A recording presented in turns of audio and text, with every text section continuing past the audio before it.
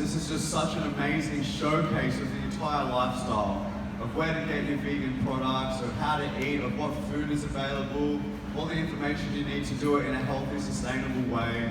Such an important lifestyle change for us to make and learn how to do correctly. So I just want to thank you all so much. Thanks to the organisers, thanks to all the volunteers. Let's give them a round of applause for the great work they've done. Thousands and thousands of people have attended, learned more about how to be a healthy and hopefully motivated vegan, motivated to spread the message, help your friends, help your family. You know, it improves their health, it gives us a better chance at living on this earth for longer. And most importantly, if everybody just did what vegans are already doing, every single slaughterhouse would close down.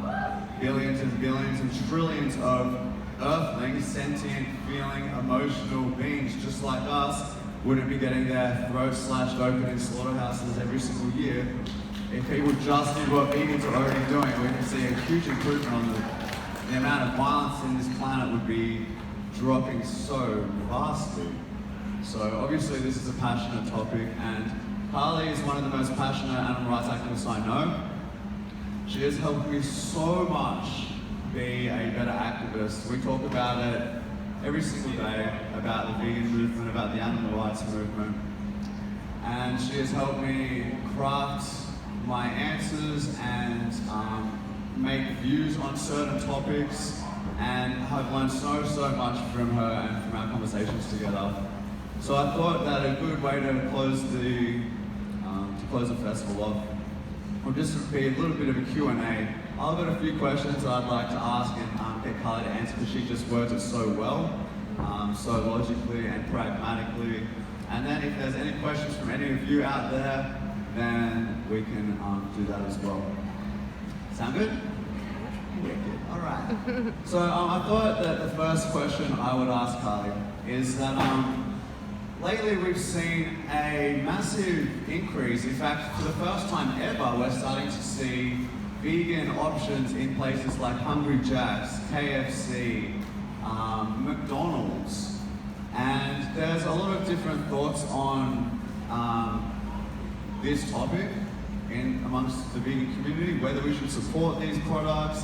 Are they a good thing? Are they a bad thing? And yeah, so I thought I'd just ask, what are your thoughts on that? Do you think they're a good thing? Do you think they're a bad thing? Do you think we should support them? And anything else you want to mention about those vegan products turning up into these fast food restaurants all over Australia and the world? Hey everyone, thanks for being here this weekend. This is a topic that I think divides a lot of vegans, but to me it's pretty simple. If it can make it more convenient and accessible for pre-vegans to make choices that don't involve dead bodies, it's a positive thing. I think it's super important that we put our money towards vegan businesses and help them thrive, as we're doing this weekend. But I think it's also very important to encourage the people in our lives who are already eating at places like Hungry Jack's to be aware that there's an option now that has vegan cheese and vegan mayo in it. Not just the burger itself, but we can get like a full late night vegan cheeseburger at a place like Hungry Jack's now, and that's huge. And I think that is a massive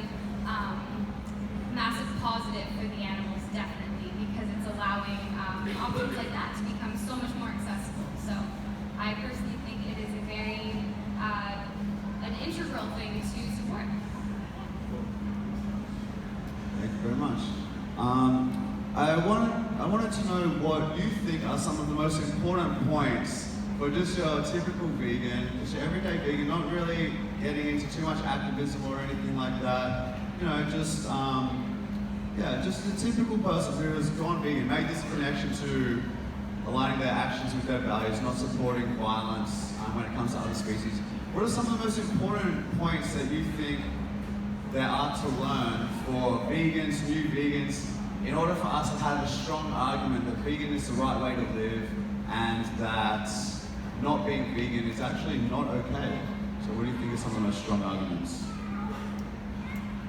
I've been vegan for almost 5 years now, and I know that's not very long compared to a lot of you here, but I've definitely gone through the phases of different activism styles. I was very passionate when I first went vegan. I still am, but I think I pushed a lot of people in my life away, especially family, close friends, with the time when I spoke about it. So now I find the most effective thing to do when I'm talking about this is just to focus on the fact, first of all, that it's really important for people to know when they're starting to look into this lifestyle that we can get every single essential nutrient we need from plant sources. There's nothing in animal products we can't find in a plant-based source, and that's a really important thing that I remember was an issue even for me back when I started looking into this. I was like, surely there's something in chicken flesh, though, that we still need, because we're so indoctrinated to think that we'll die without animal products. So when I talk to people who have questions about veganism, that's the first thing that I try to get out of the table. And if there are things like, what about this nutrient, what about that nutrient, that's where having a little bit of research under your belt so you can confidently respond to those questions, or direct them to a website like veganhealth.org or nutritionfacts.org. We have so many resources under our in our roster to help people answer their questions about health. But there not being one essential nutrient that we can't get from plant sources is a huge one.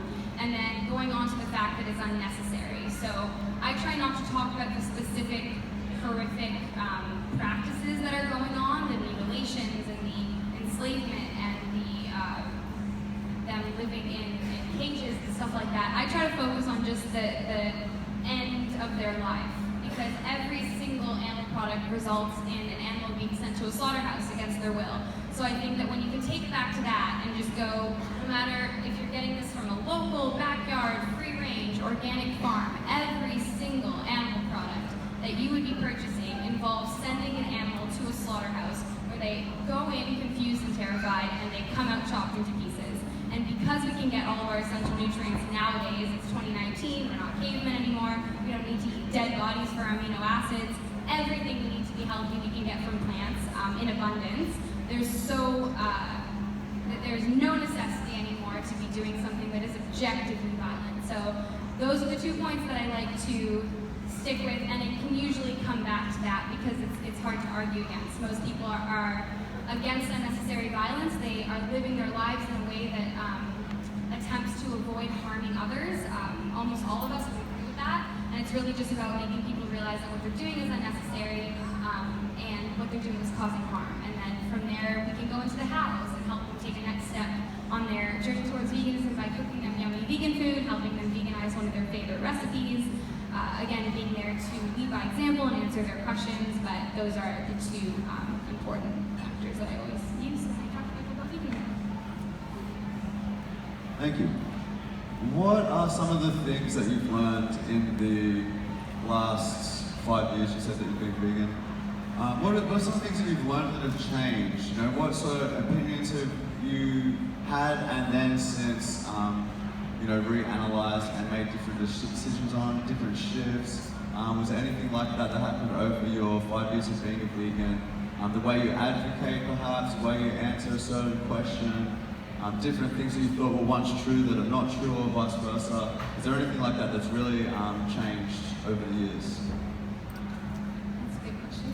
I read a book a couple years ago called How to Create a Vegan World by Tobias Leon, I think that's how you pronounce his last name. So what that book taught me, and largely what I've been moving towards in my activism, is just trying to be as pragmatic and effective and rational as possible. So I think a lot of the time we learn about these horrific things happening to the non-human people we share this planet with, and we just have this passionate sense of wanting to fight this injustice. And I think that it's very important that we, in situations where we have the opportunity to be advocates and talk to people about this, that we separate the ideology from the pragmatism of what we actually want them to do. So what we want them to do, even before they make the connection about speciesism and really understand this on a deeper level, is we really just want them to revoke their support for animal products. That is our goal in terms of making these delicious vegan products and trying to make it as accessible and convenient and the information as accessible as possible. So I think that it's really important that we end up making that clear to the people that we're talking to.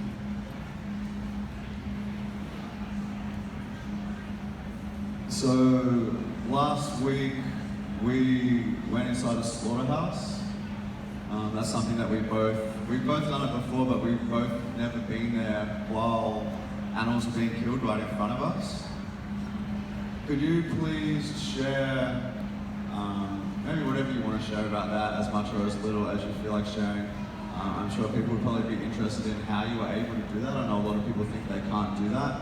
But also, I'd really like to hear about the impact that had, the response that you got from what you shared inside that place, and what kind of value you think that actions like that bring to raising people's awareness.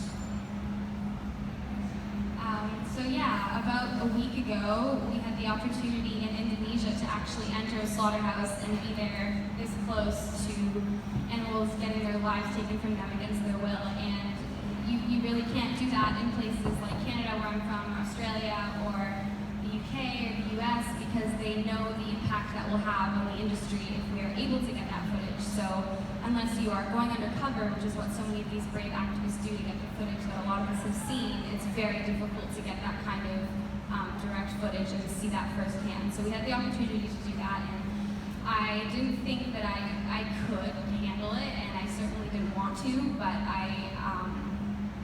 I wanted to bear witness on a personal level. I wanted to get as close as I could to the suffering that was happening and really see it with my own eyes, so that when I talk to people about it, there's a sense of, I was just there, I saw it, I'm not just repeating something I saw online. I've seen how much they fight for their lives and how much they struggle when they're being killed, and how much they don't want this, and how they don't just skip happily to the slaughterhouse like we'd all like to believe. And then the main reason that I went in there is because I think that it's so important that we all use social media to spread this message as quickly as possible. If you, it doesn't have to be going to a slaughterhouse, but if you see someone post slaughterhouse footage, or if you go to a vigil, we're actually going on Tuesday to the outside of a slaughterhouse, which is a really great action where you can get footage of the animals going inside on the trucks. There's something graphic, but sharing that kind of footage can really make an impact on the people that follow you on social media.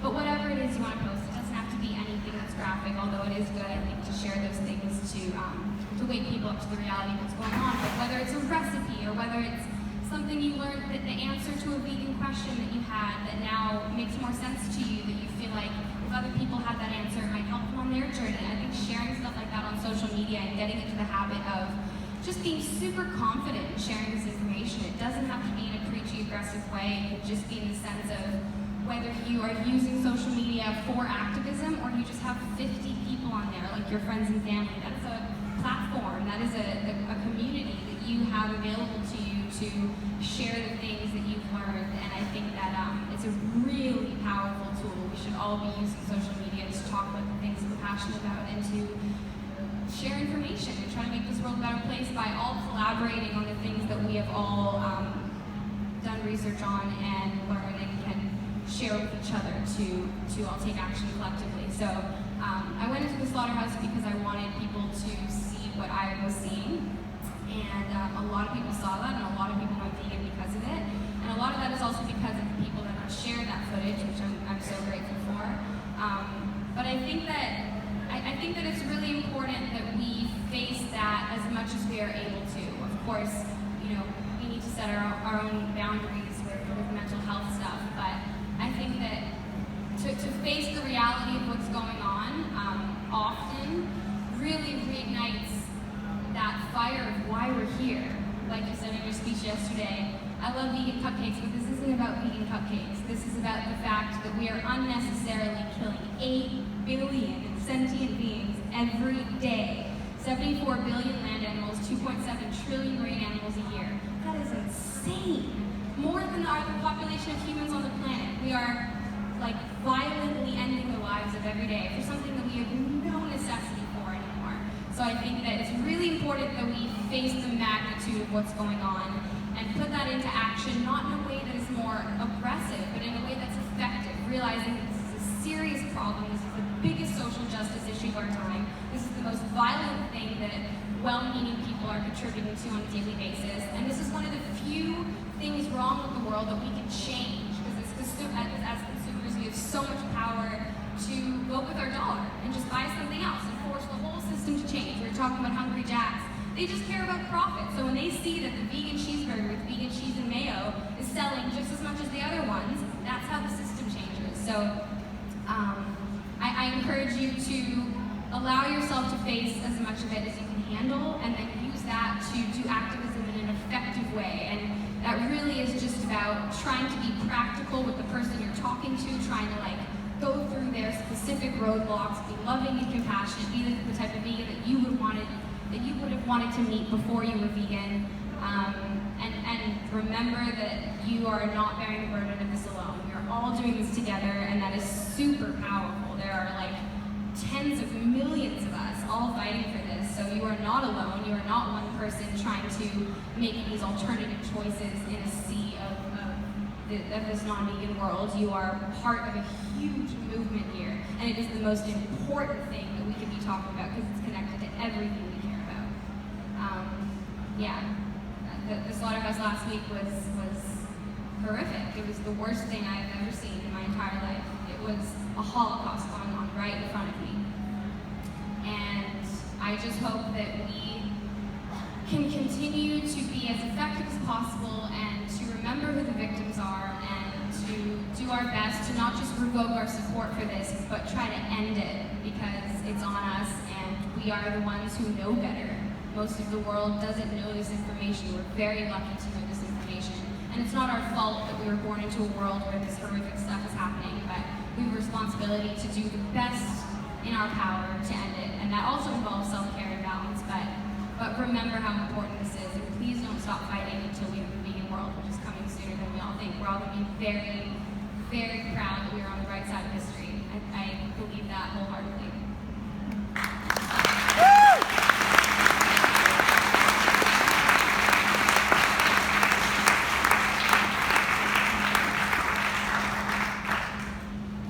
Well said. So, you mentioned self-care just at the end there. I know that one of the biggest questions that I find people ask is, how do you, not just after you've gone to a slaughterhouse, but just in general, how do you be a vegan existing in a world full of people who don't understand, fight you on the topic, don't seem to care? Do you think they know all the things they need to know and they still don't change? What do you think are some good self-care, mental health strategies to navigate through this world full of the majority of people who are still contributing to this horrific injustice? What do you think are some ways to just live through that, and how do you think it's important to show up in the world as a vegan? And what do you think? There you go. I'll start with the end point of that. In terms of how we show up in the world as vegans, we need to set the best freaking example we can. We need to be healthy, glowing, positive, loving examples of this lifestyle. And sometimes that is super annoying. Sometimes someone is being a troll to you and saying, yeah, but bacon though, and you just want to shake them and let them know the things you've seen and how stupid what they just said was. But you need to realize that even if they're dragging you down, you need to stay up here and bring them back up there, because that's the only way you're going to have a productive conversation. And on that note, in terms of the self-care stuff, I very rarely engage with people who are saying stuff like, but bacon though. There are so many people right now who are like, ooh, veganism, but just need help with the hows, or say, okay, yeah, I totally agree with all the stuff, so that's why I'm a vegetarian, and that's why I, get local meat, and have all of these misconceptions about what it means to care about animals and the impact that their choices are having on animals. So I think that we should focus on those people, and we should focus on the people who are coming to us with genuine questions, because we only have so many hours in the day to do activism, and if we can stretch that to help as many people along the path as possible and add as many points to as many different vegan buckets as possible, I think that's the most effective way to do activism. And I know that you maybe think a little bit differently in terms of engaging with the trolls. Like, you actually have some success with responding to people who have said stuff like that and getting them to change their minds. But I very rarely do, and I just try to lead by example and be adequately researched so that when someone asks me a question, it's confidence on the tip of my tongue. It's not like, well, there is protein, but I can just say, well, actually, what amino acids are you talking about? All of the essential amino acids we need can be found in plant sources, yada, yada, yada. So just being able to, show up in the world as a vegan who is educated, who is passionate, but also compassionate, and meeting people where they're at, just trying to get them another step on the path. And my self-care strategy is called walk into leads. So, That's a strategy I learned from Carly, and it actually worked really well. I didn't really have a block list before. Now my block list is pages long. It's great, and it's so satisfying when someone writes some shit and he's like, "See ya, out of my life." Lots of fun. All right, let me see how long we've been chatting for here. Oh, okay. What is there something on next? Oh, there's not. Oh, we're doing a wrap up. Okay, yeah. Well, we'll just open up to a few questions to the audience if you have any, and then we're doing some sort of raffle thing. very exciting raffle. Yeah, you guys up in the back there. This is probably what I'm going to read it to chime in. I have a question from a cultural background. Part of our culture has always been like killing animals is part of customary things. I am vegan. I guess what are your thoughts on like? Did you guys hear some of that? Yeah, just do it one more time for everybody. Yeah, so what are your thoughts on being able to make a difference from a cultural perspective? Like, I guess it would take a lot to like shift the mindset of a whole culture, but I just wanted to know your thoughts like throughout your journeys and what's it been like for you like interacting with like people from different backgrounds, like how you shared your experiences and made a difference to them and had them get that, oh, I don't have to kill that pig because I've killed animals and I hate that, right? Being part of my background. So how do you share your story to have them perhaps change their minds or make a difference in some shape or form? I know that's quite a long question, but like, yeah.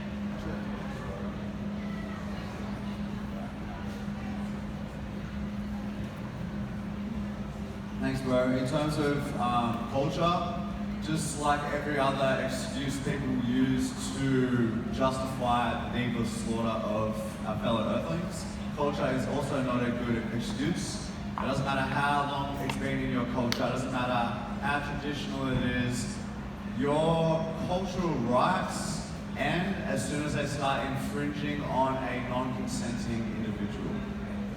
So, certain cultures have all kinds of different things. For example, sacrifice of animals. I mean, first of all, every culture, or at least every country especially, thinks that their country eats more meat than anybody else. And a lot of people think, in my culture, with my background, I'm Italian, I'm Australian, I'm from the USA. It's everywhere. It's permeated all society to build off the backs of the animals who can't voice in language that we clearly understand their opposition to that. We had a really good experience just about a week ago. I got a message from somebody while we were in Bali, a tattoo shop owner who was doing an entirely vegan tattoo shop.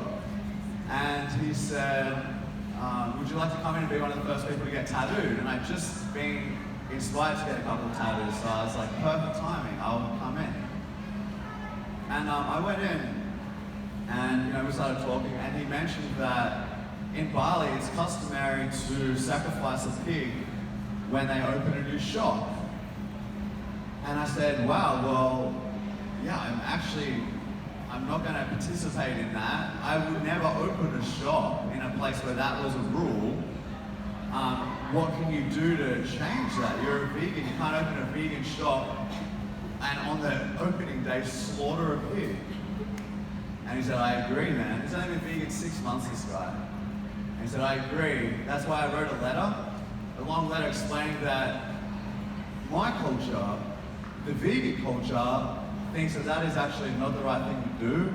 I don't want to open a shop on those grounds, but I do want to open a shop, and I do want to respect your culture, so I still really want to have the ceremony and do everything else except for the slaughter of the animal.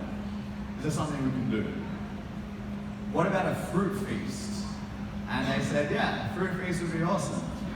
And so just that one letter sent to someone who has this in their culture saying, we disagree with that, here's why.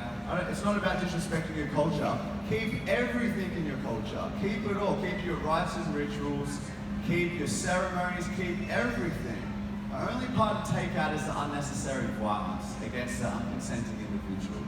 So that's a small part of it. It doesn't mean you can't eat your big meals together at Christmas or have your different religious ceremonies or whatever it is. It just means that one part of it we take out, we evolve. Our ancestors would want us to evolve to become more ethical, more loving, more compassionate, a more just society. And this was just an example. Does that mean the next ceremony that those particular people host won't slaughter a pig? They probably will, unless vegans are there writing letters again. But at least for that particular time, that small action saved a life from something horrific. And that is worthwhile, extremely worthwhile, to make the effort to speak up, to have a conversation, to see what you can do as a vegan. And it also just shifted a little bit of things for them. Maybe certain people would prefer fruit feasts. That ceremony went really well. You know, it just opens people's minds to other possibilities, other ways of celebrating and doing ceremony and whatever your culture entails without one small part of it, and then realizing, oh, this is still our culture. Actually, we just made it better. We don't have to kill anyone anymore. That's actually an improvement. And you know, it's not about, you know, just by changing one thing in culture doesn't mean it's all, you're taking it all away. Every culture should be open to evolution and growth and becoming more ethical. I think that's something that every single human should strive towards. So that was just one example of something very recent that saved an animal from an immense amount of suffering and the end of their life.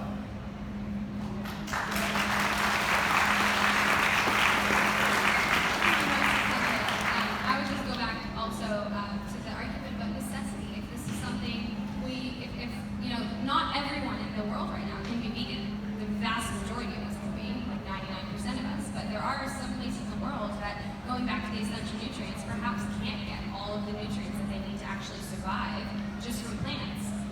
So it's about necessity. Most of us can. Those who can should. So anyone really having that argument with you is talking about themselves, who probably could, right? And they're using basically the backs of people who are in situations where they don't have access to that as an excuse, which is a pretty shitty thing to do. So the culture thing is not an excuse, because all vegans are saying is everyone who can be vegan should be vegan, to avoid animal exploitation as far as practical and possible. And just because something is a cultural tradition, if it's no longer necessary and it involves, again, an unconsenting individual, something violent, horrifically violent happening to them, even a humane bullet to the head in terms of hunting in certain cultures, that's a mom or a dad or someone's kid. Like, that's shooting someone in the head. What, just because people before you did that? Like, that's insane. So it's not an excuse, and it just comes back to the necessity of it. If it's not necessary, we shouldn't be doing it. It doesn't matter who your ancestors were. Like, that's just totally a BS excuse, and almost every time used by someone who is in a position that doesn't even apply to. So,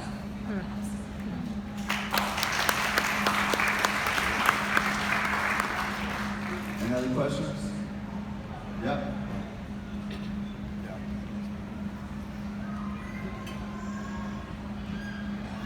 So with the exposure of how the horses were getting sent to the abattoir on the Sunny Coast, and like so many non-vegans' reaction towards that, and how disgusting it was and stuff like that, which I'm so glad that non-vegans cared still anyway. But how do you think is best to address that cognitive dissonance where people see a horse in a slaughterhouse and that's not okay, but then they don't even care to look at the cows and the pigs in the slaughterhouse or think about it? How would you suggest talking to someone about that to sort of open their eyes to that side of things?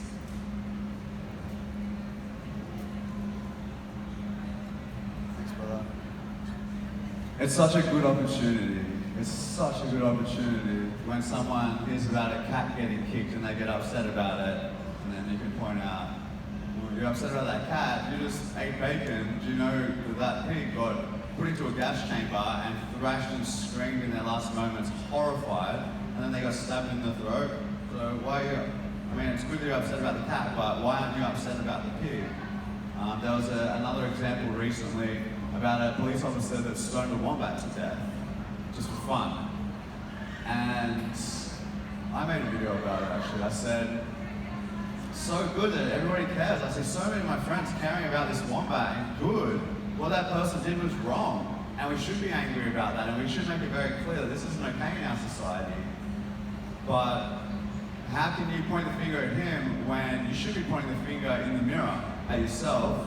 Because every single time you purchase an animal product, you're paying for an animal to be much more severely tortured and slaughtered in a much more ruthless and brutal, legalized, socially accepted way. That's you. And it's not just one animal that lived and life in nature. You're talking about the vast majority, over 95% of animal products come from factory farms, confined spaces, where the animals live miserable, painful lives. A lot of them don't even make it to the slaughterhouse. You're paying for that, and you pay for that to happen to 100 to 150 animals every single year. And just for the same reason, that cop got pleasure, got entertainment from murdering that wombat.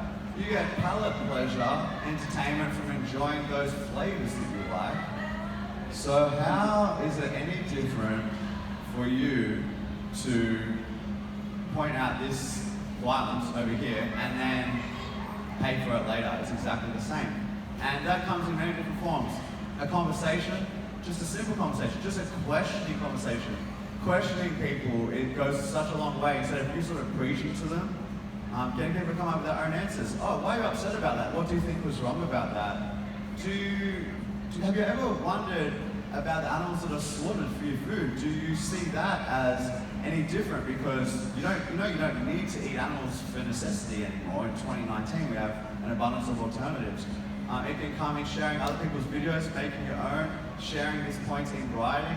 I'm talking about social media here because this is the way to reach not just a conversation on the phone to your mum, but to your 100 or 200 or 2,000 or 5,000 people that are your audience online, which we all have at least generally 50 or 100 or whatever it is.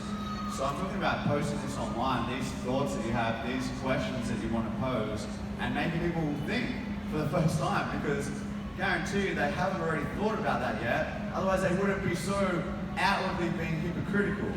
They wouldn't want to look so foolish. You know what I mean? So people aren't being like, I know I'm being a hypocrite here, but I'm really angry about that wombat. They're just like, I'm really angry about that wombat, and then you have to be the one to say, you hypocrite. And then they have to be like, bloody vegans, but they're right. They're totally right, I am. So I think it's really great opportunities to point it out. I haven't seen what happened to the horses yet. I was in transit. But yeah, from what I've heard, you know, yeah.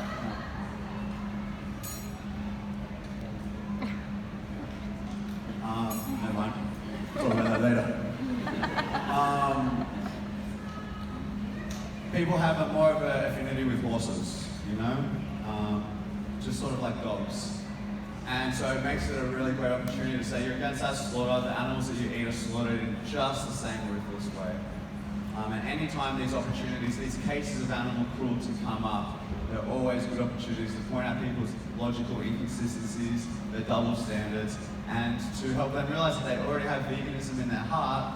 The only thing left for them to do is to start taking action with those core values by simply choosing the vegan milk, and the vegan cheese, and the vegan meat, the vegan burger, and the vegan ice cream instead of the products that come from slaughterhouses. Okay, that's all. Any other questions? I think we have time for a couple more.